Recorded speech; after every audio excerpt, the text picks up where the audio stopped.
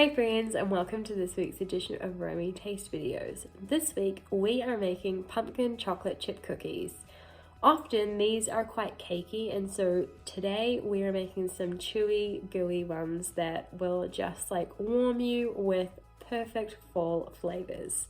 I would love to know if you give these a go, so add a comment below, tag me on Instagram at Romy Taste, subscribe for more videos like this, and if you could follow the link in the caption below to leave a review if you do give them a go so that more people can find them.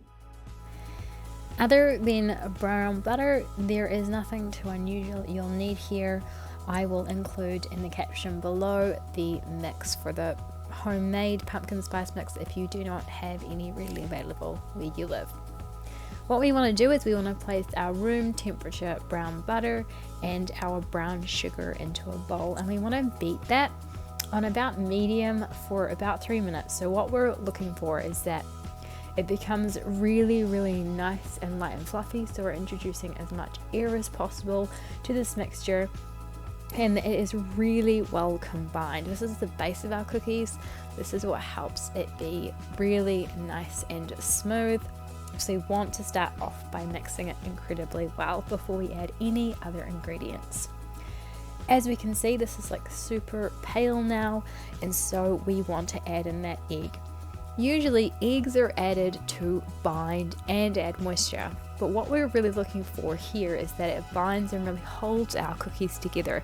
We have plenty of pumpkin that adds the moisture to our cookies, so we don't need a huge egg here. I measured mine out and it was about 60-ish grams. Once we have nicely combined that, we can add in our pureed pumpkin and our pumpkin spice mix. I went with canned pumpkin here because it can be a little hard to remove more moisture from homemade mashed or pureed pumpkin. You could absolutely use homemade, but I definitely recommend trying to drain it, or maybe pressing it between a tea towel to drain as much moisture as possible out of it. And when we combine this with our butter mixture, we want to mix it until there's really just it's just combined. We don't need to really mix it too long. And I will say that the hue in your butter won't suddenly look quite orange. It will be very faint in color here. It doesn't really look that different from prior. Now we add in our dry ingredients, so that flour, the baking soda, and our salt. The salt will add a depth of flavor and it will complement the brown butter, sugar, and the chocolate in these cookies. But it is optional, you do not need to add salt, but salt does add a depth to baking. So we want to combine the cookie dough on the lowest possible setting until that flour is just incorporated, and then we want to stop because we don't want to activate the gluten. We want these to still be nice and light. Next we throw in our chocolate chunks. I don't use chocolate chips in any of my baking because it's generally a lower quality of chocolate, so I just opt for chocolate chunks, but if you have chocolate chips on hand, go ahead and do that. I use 60 grams of chocolate in my actual cookie dough, and then I set aside another 20 to dip my cookies into just prior to baking. Our cookie dough is now ready to be scooped up. I absolutely recommend having a ice cream scoop for these because they are super duper soft. They're really sticky and really messy to handle by hand. And we will already get our hands quite messy when we're rolling them once they have chilled. So we want to scoop them up. I use a reusable sandwich wrap. We want to cover them and refrigerate, preferably for overnight, but you can do for as little as 1 hour. And then we get to unwrap them.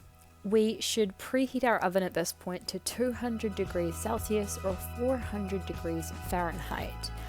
And we can now prepare our cookies.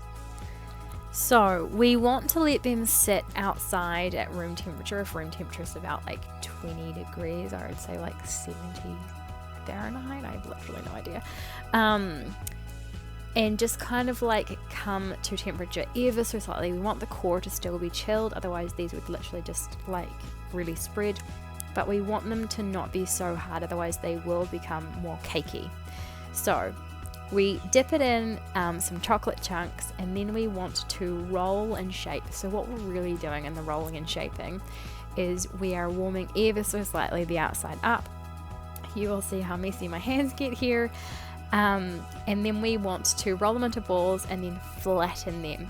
And we want to dip our cookies into the chocolate before we roll them to really set that chocolate in the cookie dough. Once we have rolled and flattened, we can repeat with the remaining cookie dough, and that will allow it to sit out at room temperature for about 10 minutes. You can return the cookie dough back to the fridge in the meantime.